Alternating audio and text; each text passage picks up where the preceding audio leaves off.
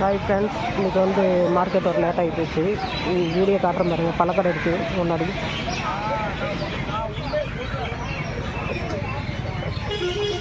இங்கே பழக்கடை, வெளியிலையும் காய்கடை இருக்குது.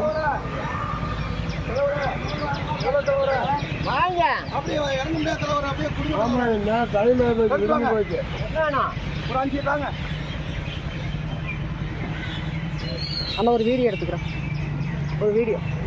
எடுத்துக்கிறேன், சும்மா சேனல் ஒன்று இருக்குது, சேனல் ஒன்று வச்சுருக்கேன். ஆரஞ்சு என்ன விலைண்ணா? 80.